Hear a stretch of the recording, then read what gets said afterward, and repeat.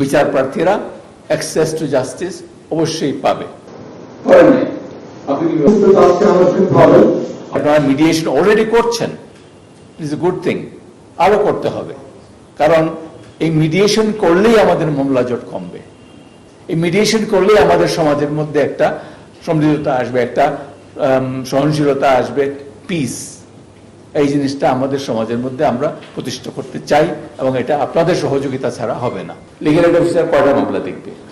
Legal add officer senior একজন থাকবে, junior একজন থাকবে, আরো না 2 জন দিলাম।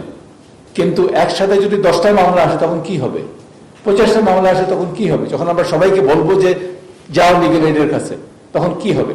আমরা মিডিয়েটর ট্রেনিং দিতে চাই, যেখানে পুলিশ অফিসার আসতে পারে অ্যাজ মিডিয়েটর, লিগ্যালি রিটায়ার্ড জাজেস আসতে পারেন অ্যাজ মিডিয়েটর, অ্যাডভোকেট সাহেবরা আসতে পারেন অ্যাজ মিডিয়েটর। অ্যাডভোকেট তো নিশ্চয়ই বারে কম না, আপনি জানেন আপনাদের বারে কতজন আছেন, ঢাকা বারে তো হাজার হাজার। তো এইটা আমরা চাচ্ছি যাতে করে প্রত্যেকটা ডিস্ট্রিক্টে, নট অনলি ডিস্ট্রিক্ট, আমি বলবো যে আলটিমেটলি আমার একটা স্বপ্ন, যদি বলতে চান বলেন স্বপ্ন, যে প্রত্যেকটা উপজেলায় এবং পারলে ইউনিয়ন লেভেলে মিডিয়েটর যাবে। আমার একটা প্রজেক্ট আছে যেটাকে আমরা নাম দিয়েছি access to justice at the door step. Door step মানে দোরগোড়ায়। সেখানে যদি আমরা পৌঁছাইতে পারি তাহলে বিচার প্রার্থীরা অ্যাক্সেস টু জাস্টিস অবশ্যই পাবে।